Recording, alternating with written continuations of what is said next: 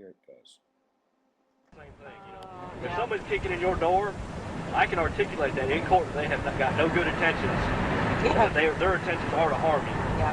I can very, very easily articulate that. But they will though. The old ladies in this county, they'll liable to shoot first, ask questions after they've got your body. Oh, don't you know? Yeah, I've had several of them tell me that. They're like, look, I live in this county since I was 12 years old. Had the farm, daddy's farm. Yeah. Still got the land, and anybody coming on my property looking for no good, I'm gonna shoot them. Absolutely. Whoa, what the heck? What the crap? What was that? Did you see that? Yes. Holy crap. What the heck was that? That was on 2 feet, wasn't it? Yeah. Oh my goodness. I thought I was seeing things actually. Oh my goodness. Please tell me we got that on audio or video. Probably would have almost tagged you if that thing's recording.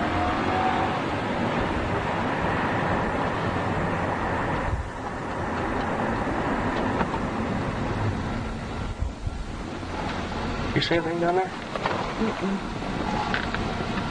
Yes. I don't know what the heck it is. It's something going back. See it? Where's that? It's right over there. I don't know what it, now it's.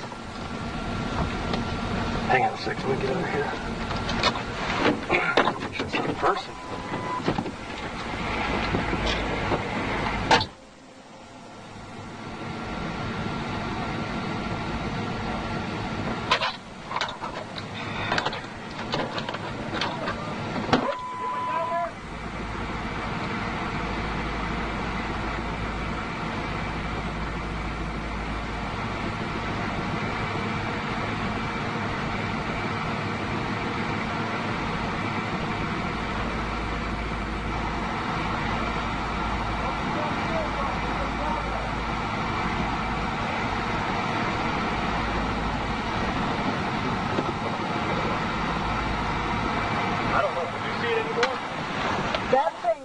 That you had your light on was right there. That thing was going back and forth and back and forth and back and forth, and it stopped.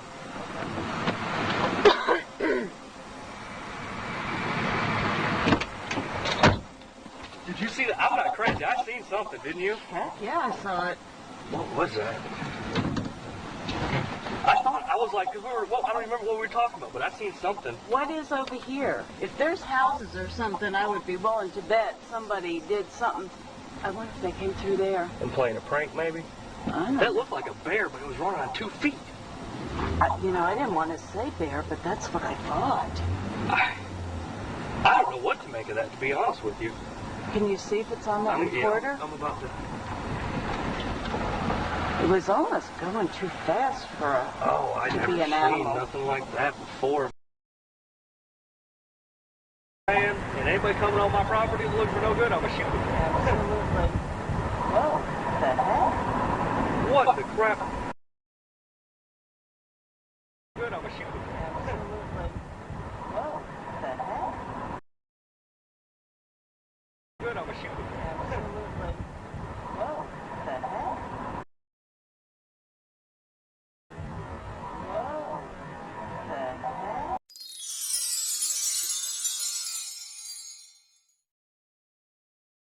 In this particular video, known as the New York baby footage, you see a few people in the foreground. They're talking around a campfire, and it's behind them that you see a large figure walking behind a tent, and something hops off its shoulder and then starts climbing up into the tree like an ape. It goes up into the tree, moves around very quickly, and at one point hangs from a branch with 2 arms and just swings there. It looks like it's playing. There is no way that the figure in the tree is a small human being doing those amazing leaps and bounds. I've spent a lot of time around gymnastics in general. My ex-wife was a gymnastics instructor. I've seen it again and again. The best gymnasts in the world, they cannot duplicate what I've seen in that video. So what we have here is either a case of a pet ape or a Sasquatch, possibly an adult and a juvenile.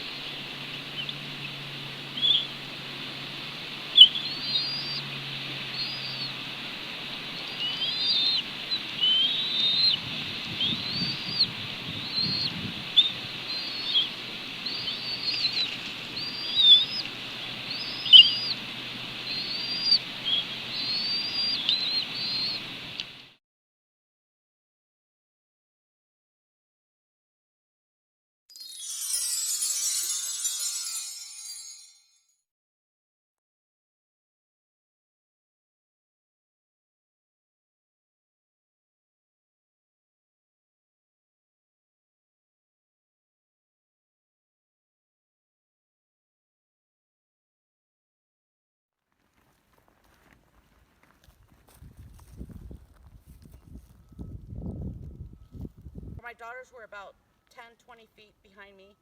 And as I turn around, I'm looking straight and I see the creature on that tree. So what I do is I continue walking closer to try to tell myself, am I seeing a shadow at tree stump? At that point, I see his head turn. So I know that I'm not looking at a shadow. And this is where I stop, and this is where everything pretty much happened. This is where my daughter videotaped from your angle to the tree right over here.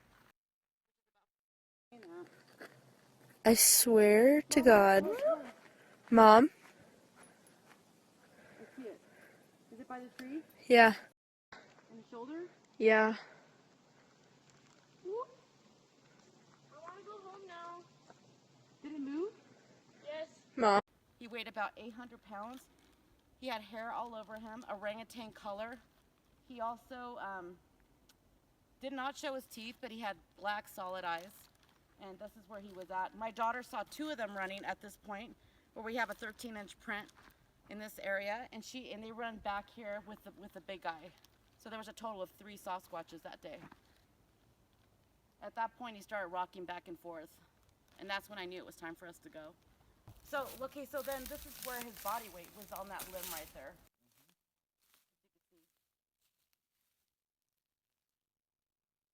I didn't know my daughter was videotaping the creature as I was standing right here, face to face with him.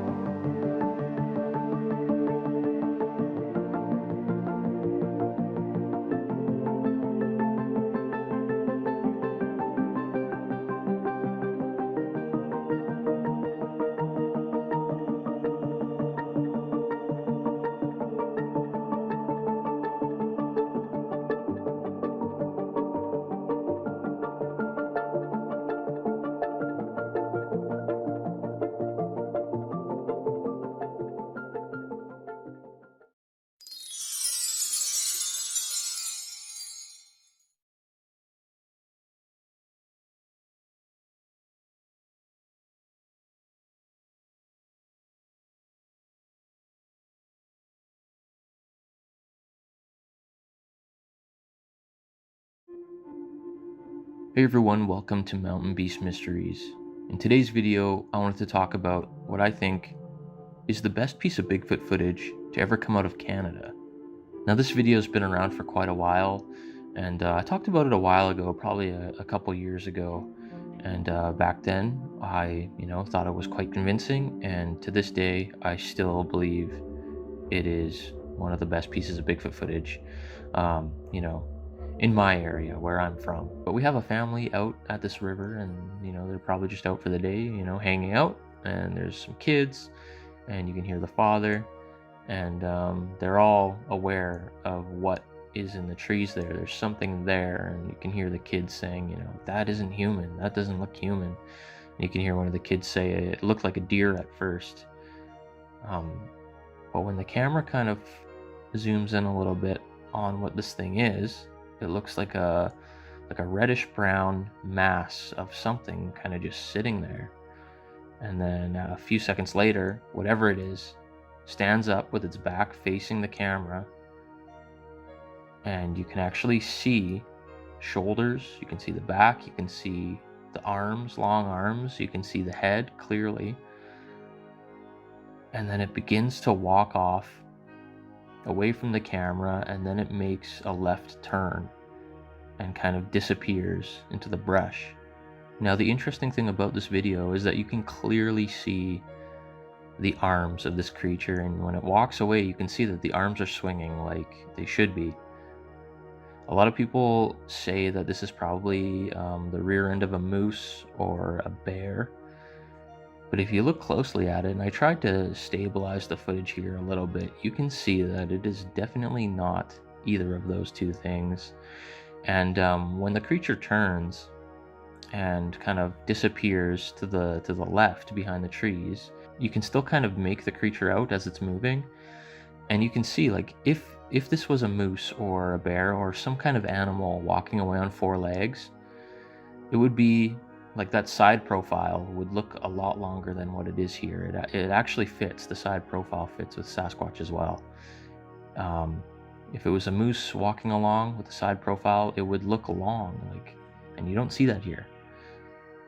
Whatever this thing is walking on two legs, and it's massive. It's very bulky, and you can see that it's, you know, it's not a scrawny little chimpanzee looking thing. This is like a big, beefy creature, and it looks like what you'd imagine a Sasquatch to look like. You get lots of reports of Sasquatch having reddish brown hair, and you know, this just looks like a big lumbering creature. It's interesting as well if you compare this to the creature in the Patterson footage and also in the Mount St. Helens footage that I recently talked about. This creature behaves in the same way as those two creatures do.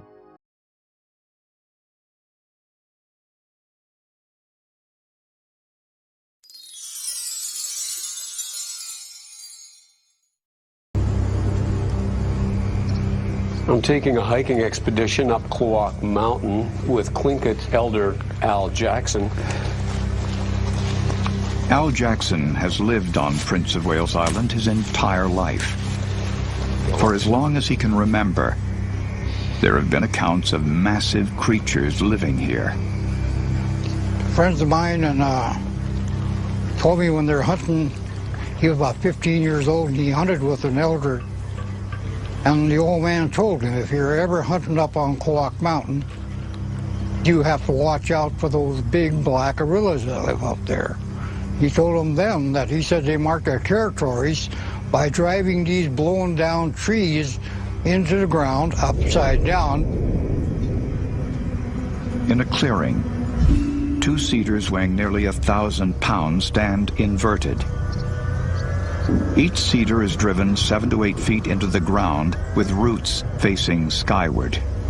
The valley that we're looking at was logged in the early 90s. The trees were reported inverted back in the 1940s. Ali looks for evidence of heavy logging machinery. The 11-foot cedar has nothing other than very minimal marks on it. Even a grapple would have left some serious marks in order to place it in a completely vertical position. There's no evidence the trees are a hoax. The local legend is clear what they believe is responsible.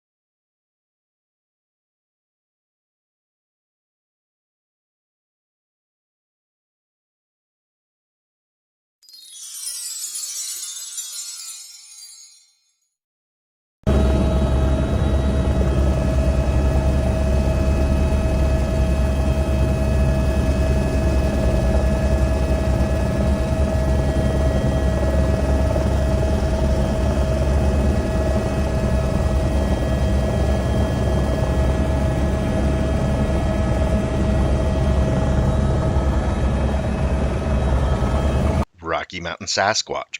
Several folks asked if anyone had searched for tracks, and others stated we should send a drone up to where a suspect Bigfoot was filmed running up a steep mountainside near one of the high elevation Wasatch Front mountain peaks. A helicopter pilot flew over the Wasatch Front mountain range looking for evidence right after watching the video. Not saying that was a Bigfoot running in an uphill direction on a very steep mountainside in deep snowpack that is windswept and iced over most of the day, nor am I saying that these giant footprints in this large trackway is Bigfoot. However, this trackway is consistent with most credible Bigfoot trackways when the creature is running or moving at a brisk pace. These brisk pace trackways usually have long strides and the footprints are directly in front of each other as if the creature is walking a tightrope.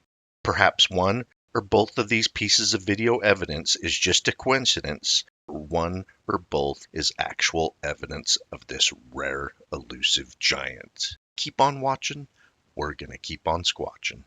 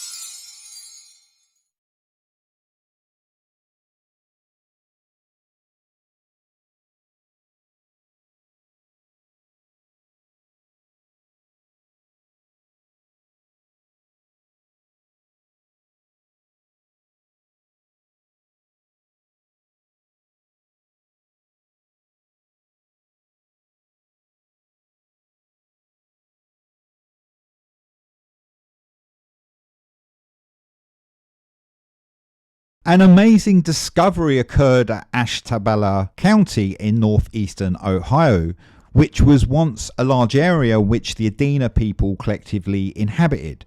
Large serpent mounds were founded in local meadows there. Once the serpent mounds were excavated, a skull and jaw that was such a size, it was estimated that the actual white giant would have to have been at least 12 feet tall. After further excavations had been completed in the serpent mounds, they discovered another 2,500 to 3,200 skeletons of the Shinauki Winky Wayok, the white giants, as the Lenni Lenape Indians called them.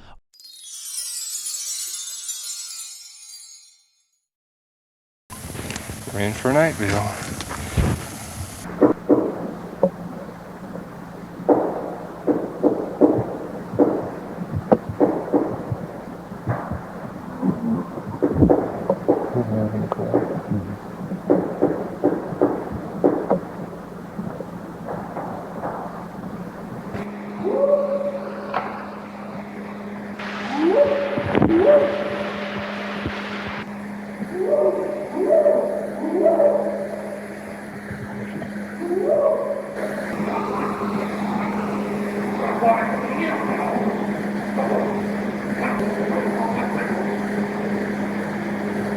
Which one talk to this?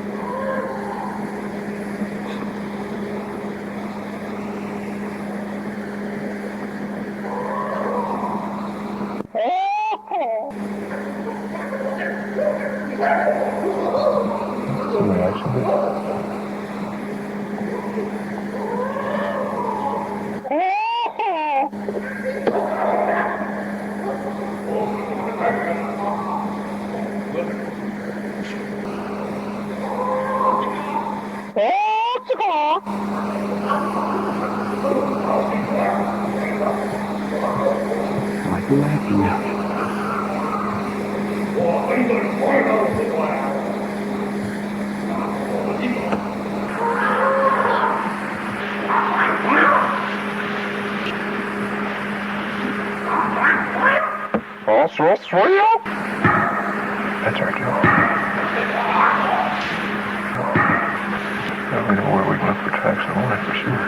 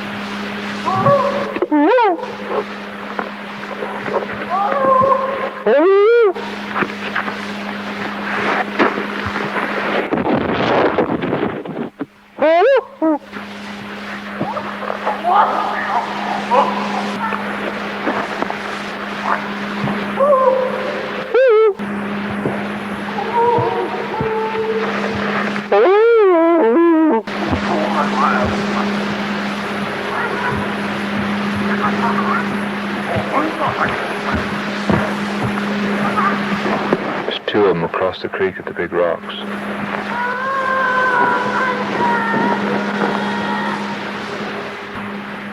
It's a hard act to follow.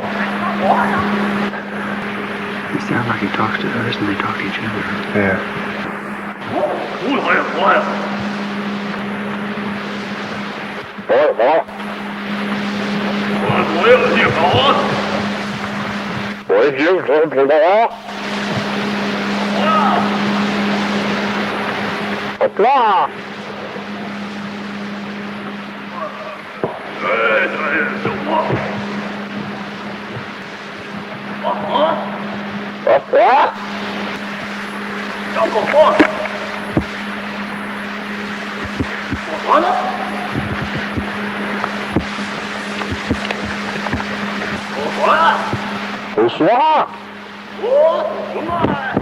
Right there, I just seen movement right through there.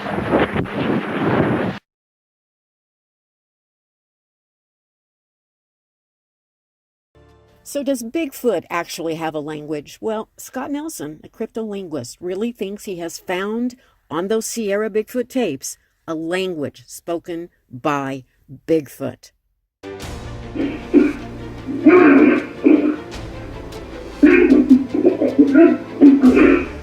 That changed my whole life, really, at that moment. My conclusions that I immediately drew was that this is not a human being. Okay? Second thing was, it was speaking a language, which was way beyond anything that I could imagine. And the third thing was, it could not be fake. It was not fake. I joined the Navy early. I have a BA degree in literature and communications. I'm one of the few two-time graduates of the Defense Language Institute Foreign Language Center in Monterey, California. After that, 20 years of cryptologic technician interpreter, which that deals with the collection of voice communications, then the transcription, then the analysis, and then the reporting of the intelligence that we gather from the collection. I believe that one of my most important qualifications is the hundreds into the thousands of hours of listening to the human voice on tape. I got another call from a person in the BFRO that was interested in what I had. And she, and I owe her a lot for this, because otherwise I never would have gotten involved.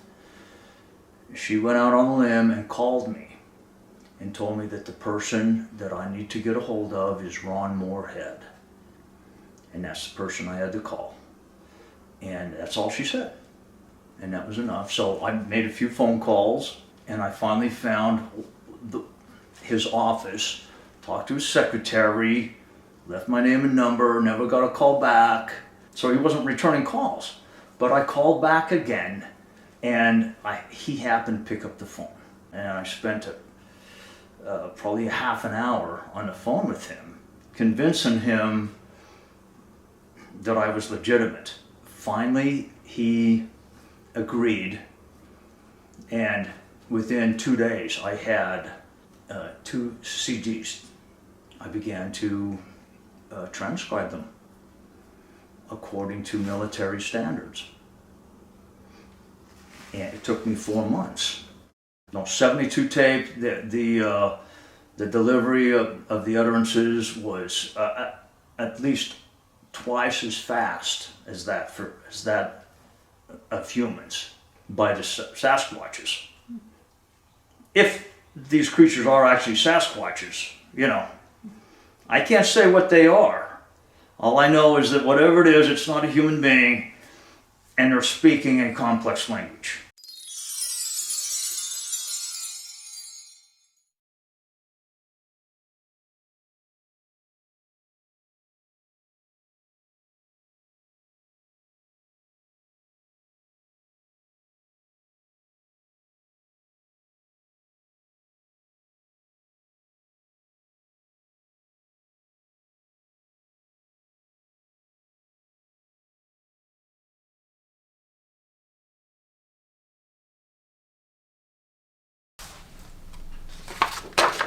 (1924). When I found this and I put it in Tribal Bigfoot, I put it in there because I couldn't believe I found it and nobody else had said anything about it.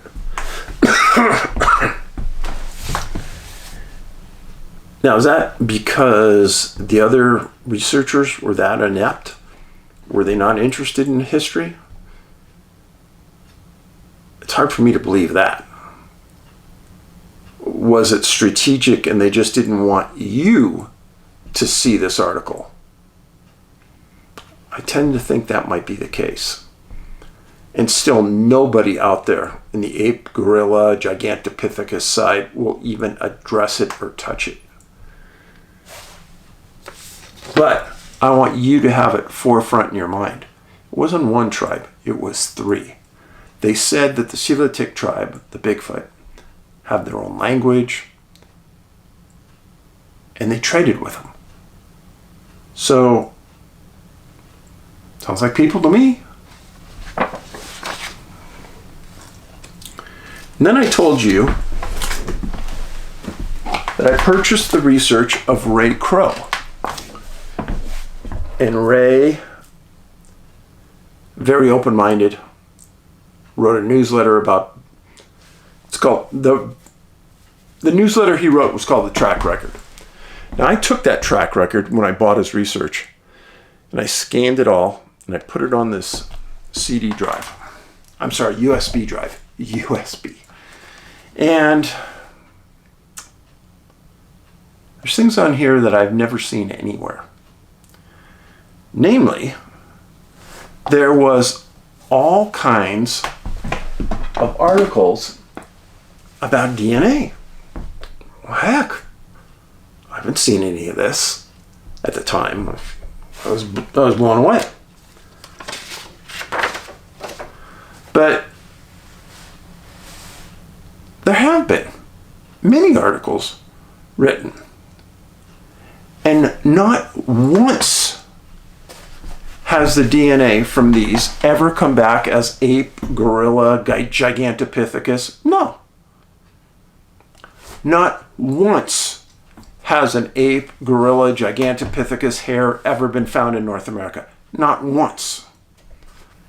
I told Dr. Ketchum, I said, hey, how about if I bring you on to Coast AM?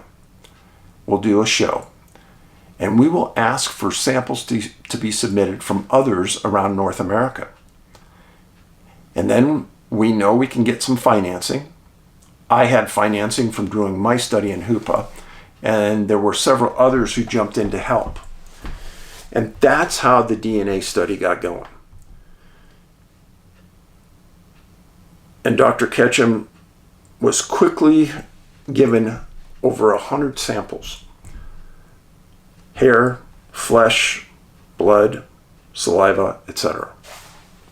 There's an organization, this is important, called GenBank. It's an institution that collects and stores DNA sequences for all life forms on the planet. Once a DNA sequence is established and into the database for comparative analysis can be run on it using special software program called a BLAST. BLAST is a software engine that compares a DNA sequence against all known DNA stored in GenBank databases and reports any matches from this database. This is back 6 years ago. The current number of base pairs stored in GenBank, 152 billion. There's probably 200 billion by now. So I'll show you this. This is one of the slides I put in front of the audience that I want you to understand. Mitochondrial DNA, found in the cell mitochondria, comes from the mother.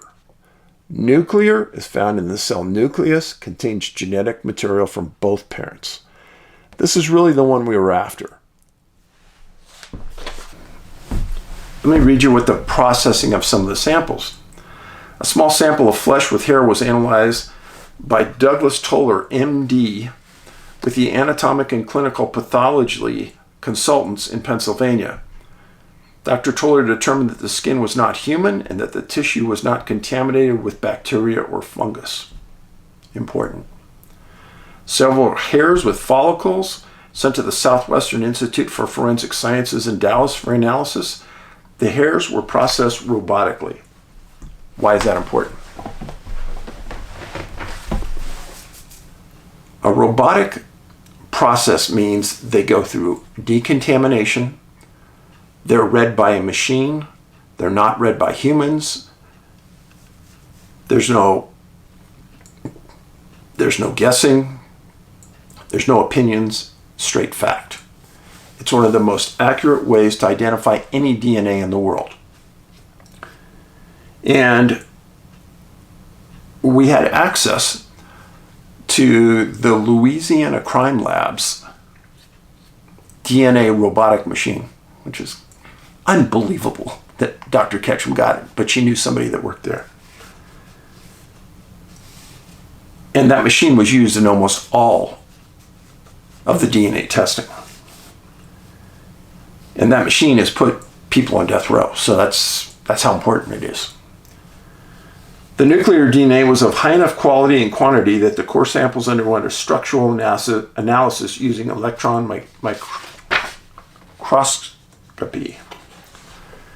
Now, remember when I said we needed a microscope? Well, of course, we got one pretty quick. And I wanted to show you how unique Bigfoot hair looks. That is Bigfoot hair. You will never forget the looks of this. It almost has guards on it to protect it. It's very, very odd. There's no other hair like this. And every Bigfoot hair looks the same. Like I said before, I could teach a juvenile how to identify Bigfoot hair in 10 minutes. So, as Dr. Ketchum is getting these samples in, she goes through and she starts to take pictures for us to help us. So, Bigfoot hair, human hair. Human hair doesn't have any of the guards on it that this does.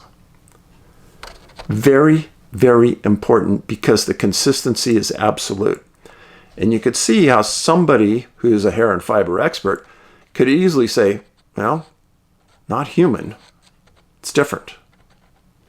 And it doesn't look like any other animal in North America's hair.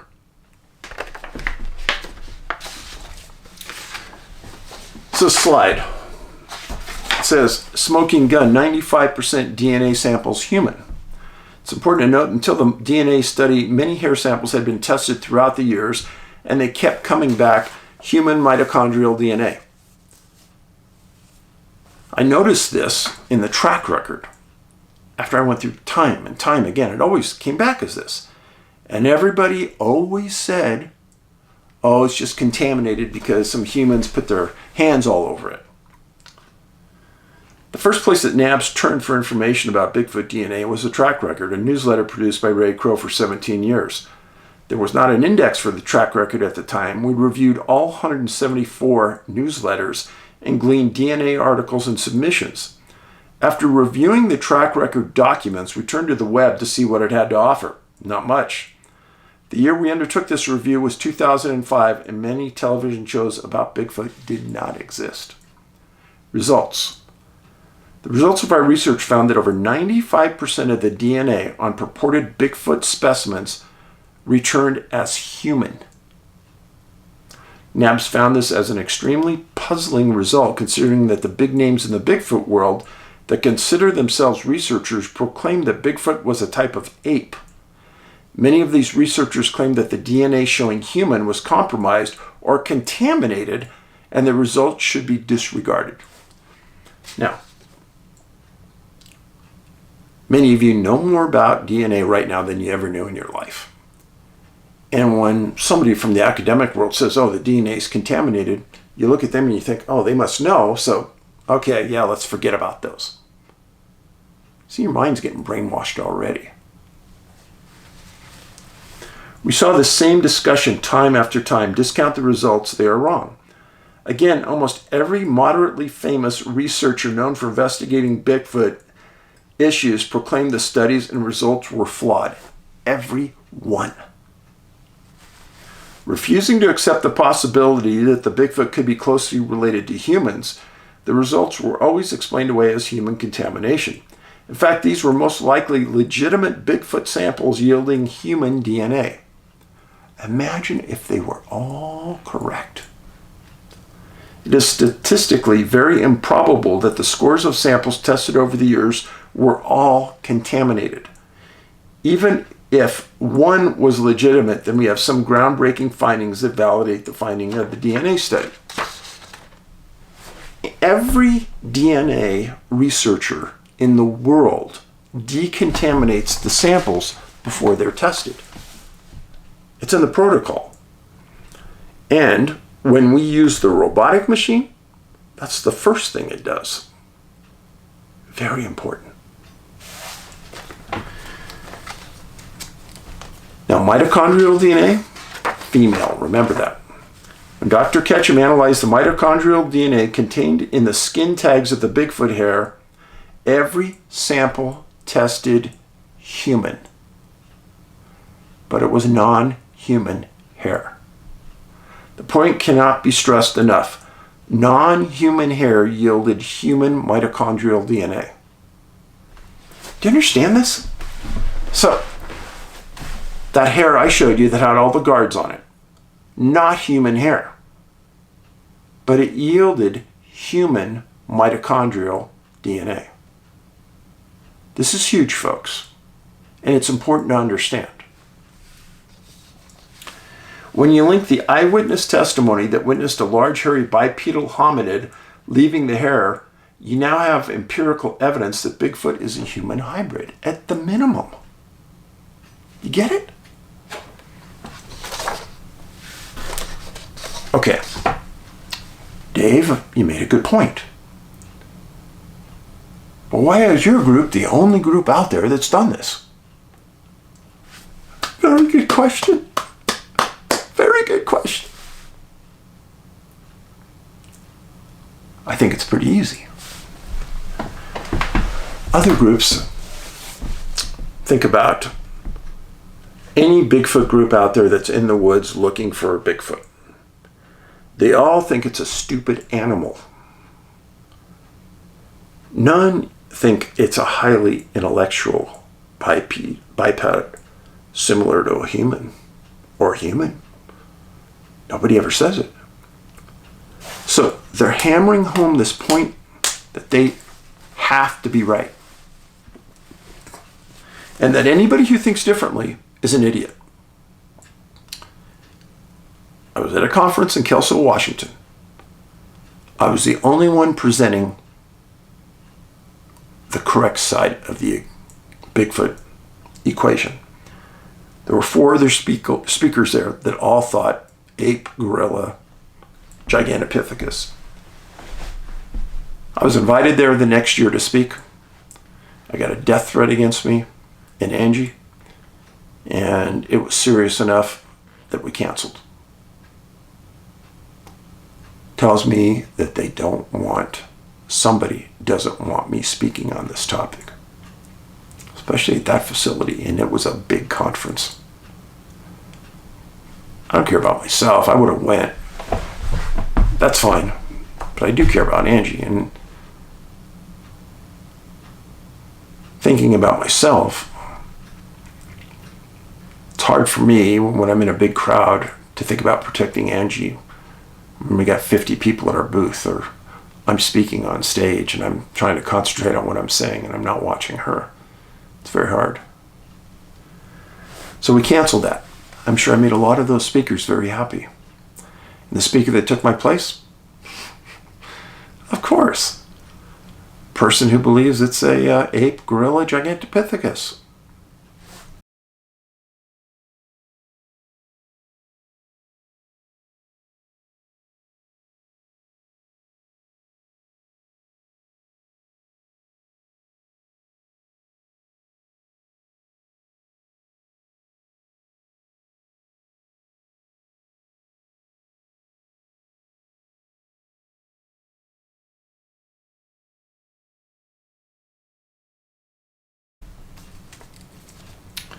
Getting back to the results again.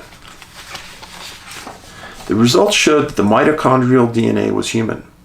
The haplotypes were human. Blast searches showed the sequences did not match apes, Neanderthal, or Denisovan. Of the 30 samples, 20 yielded whole mitochondrial sequences and 10 yielded partial genomes. The 30 samples showed 16 different human haplotypes. The interesting and unexpected finding is the origin of the haplotypes. The majority show origination from Europe, Asia, and Africa. Only 4 of the haplotypes originated close to where the samples were collected in North America. That's odd. That's really, really odd. And I don't have an explanation on it. Remember, I said that everyone wants to make a big deal about contamination. This is important, folks. This is really important. Now, we did get nuclear DNA. The nuclear DNA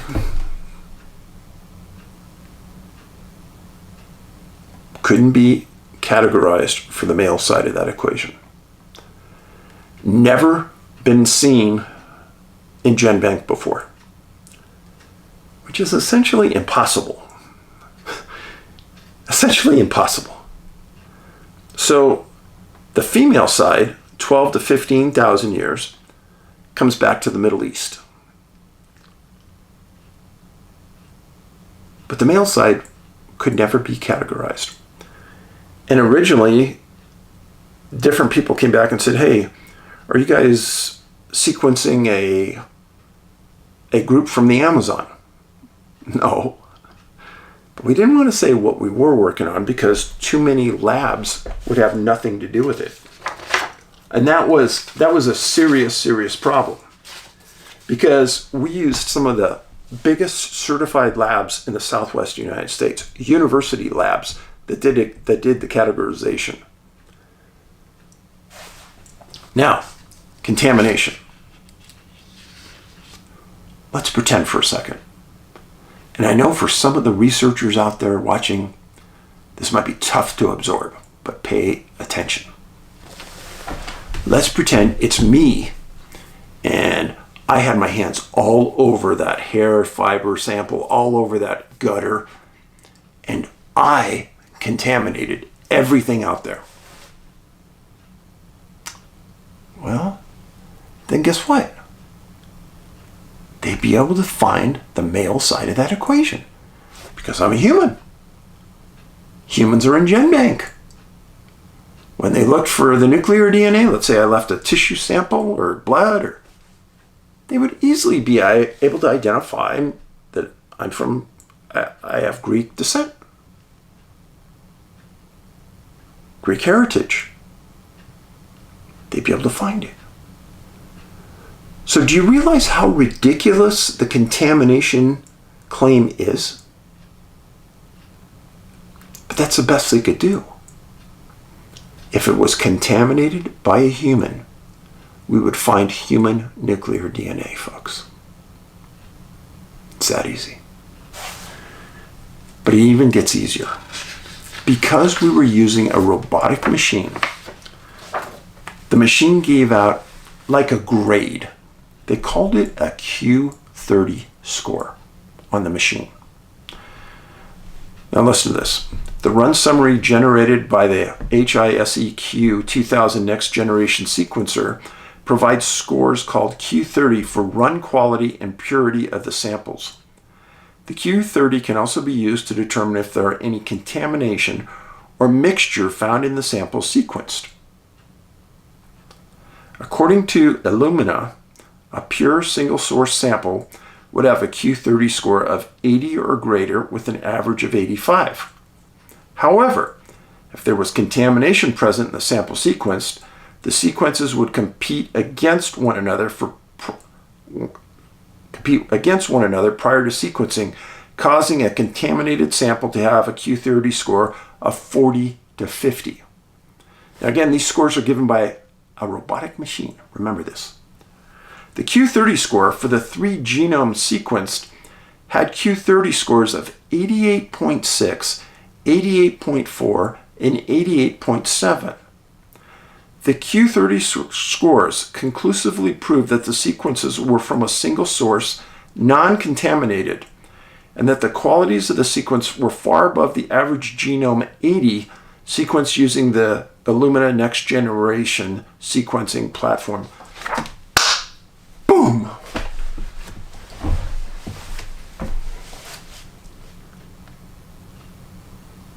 I don't know how else to tell you.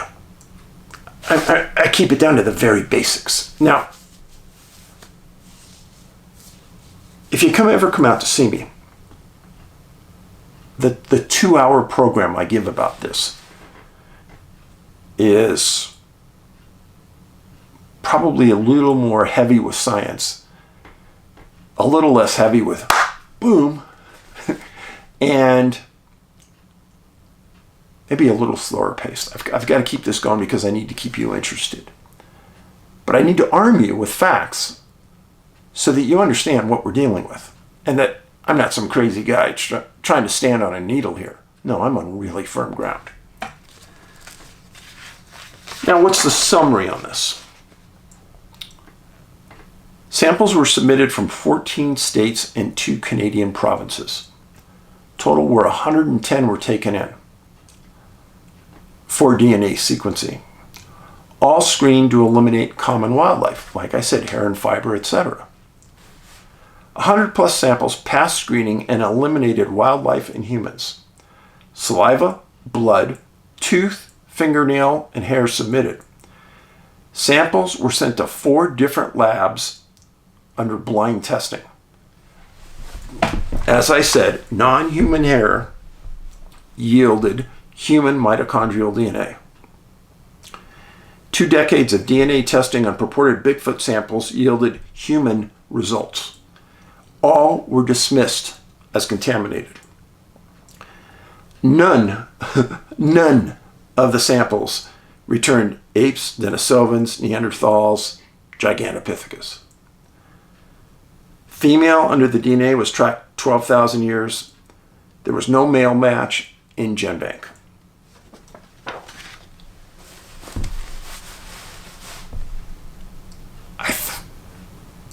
I know Dr. Ketchum, the 4 certified labs, the scientists that did this work were all brilliant people.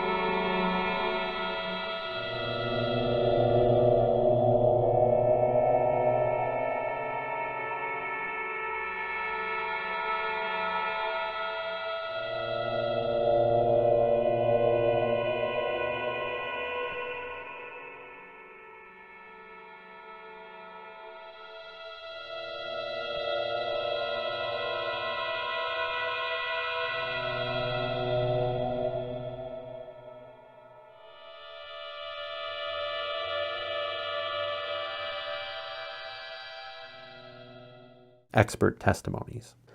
Experts have analyzed the Patterson-Gimlin film extensively and for a long time and provided insights. First, we have Dr. Grover Krantz, a physical anthropologist, who stated, quote, "The anatomical features of the creature in the film are far beyond what could be achieved by a costume. The proportions are not human, and the details visible in the film point to a living creature." End quote. Then there's Dr. Jeff Meldrum, who we've already talked about, an anthropologist specializing in primate locomotion, who noted, quote, "The biomechanics and footprints associated with the film are consistent with a real primate. If this is a hoax, it's the most sophisticated one ever created." End quote. And finally, there's Bill Munns, who we already touched on as well, a special effects expert, who concluded, quote, "There is no evidence of any technology or materials in 1967 that could create what we see in the Patterson-Gimlin film. The more you study it, the more it looks like it's not a hoax." End quote. Hello, I'm M.K. Davis. This here is the original picture that got me interested in the Patterson Bigfoot film. And this image right here is so outstandingly superior to anything else from the film that it just boggles the mind.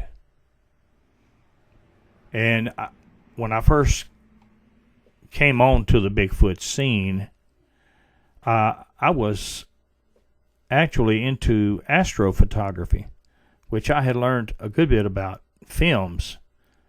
And I knew when I saw this was incredibly superior, and that you can't get this kind of a frame from the old dark, silhouette-y, grainy, shaky films that they showed on TV and sometimes in theaters.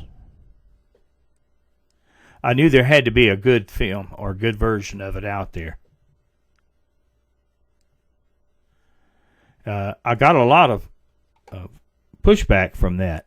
I even had a scientific paper that was published stating how you cannot get a good image of the creature from that film and all the reasons why. Yet here it was.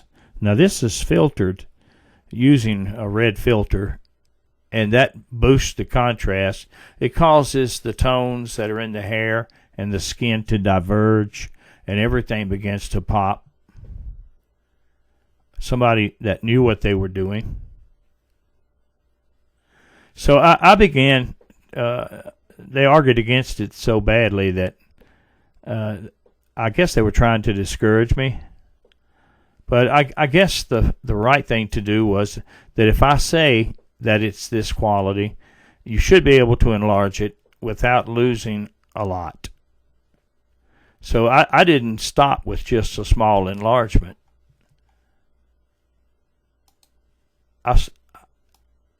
Here I am with just the head. That's about 8 feet tall. And you can still see details pretty good. When I produced this, they quit arguing about it. What you have is a good frame, and you can't take that old data that they gave you and say this frame is not possible, because there it is. So you have to assume that the data you have is wrong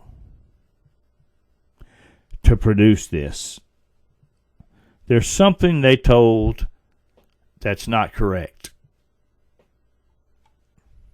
I know what it was, but I'm not going to get into that now.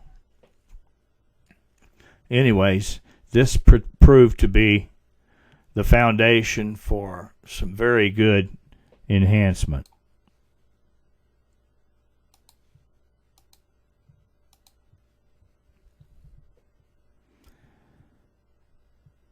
You see, it's a fantastic film of something that's fantastic. Indeed.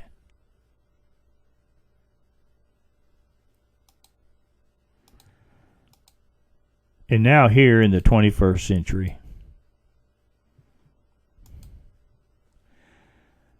technology is again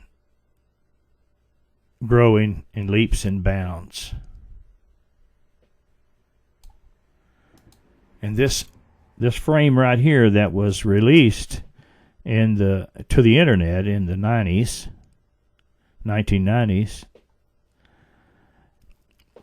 has had this technology applied, and it is absolutely stunning. It is marvelous. And after you see this, let's just go ahead. Hold on. Sit right here.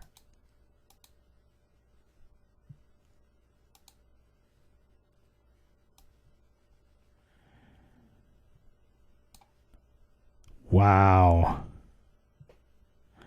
I checked this point by point against this red filtered image. Everything that you see here in this facial shot is on there. It is not a hoax. This is what a Sasquatch looks like. At least one Sasquatch on one day in Northern California looked this way. You can take that one to the bank. This film is about to talk. Not literally, but it's going to talk with the imagery. And it's going to tell a story. And that story is not going to be fiction.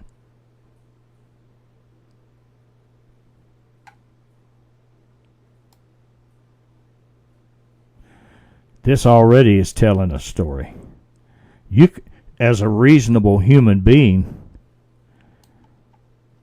you can look at this and tell an awful lot about what you're looking at.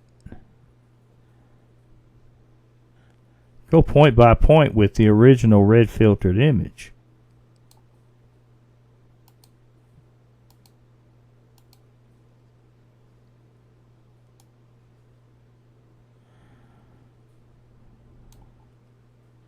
All right, take a look at this right here. It's got kind of a scar there on the bottom of the lip. Can you find it over here? Right there.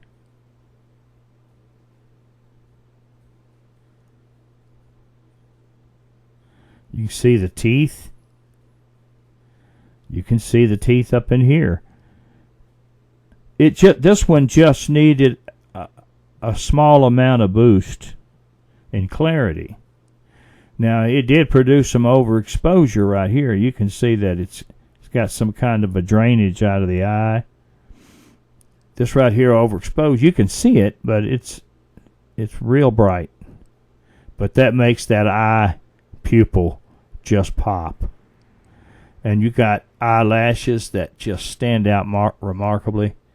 And there's some missing right in there for some reason. Who knows? All the individual hairs are showing up front. Let's just kind of float in there on these teeth. See, it does not degrade when you enlarge it. That's the sign of a very good photo. Now, why is this photo so good? When they all swore that this could not be produced from the film. It could not be produced from the copies. Only the master. The copies, what they used in these productions are copies of copies. They're so bad you can't even tell what's on the sandbar. It looks like a white beach. There's no white sand down there.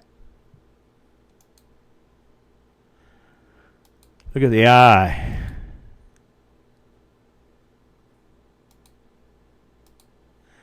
The eyelashes, they're long. Very long.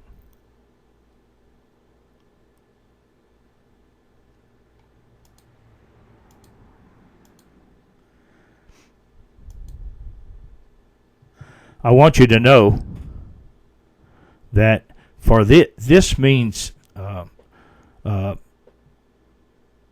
this is a major breakthrough in that film, and it means that you can understand a lot more about a Sasquatch, especially the fact that it's real, and that it's the for not wanting to argue, you still have to say that this is not the face of a simian. This is the face of a human being.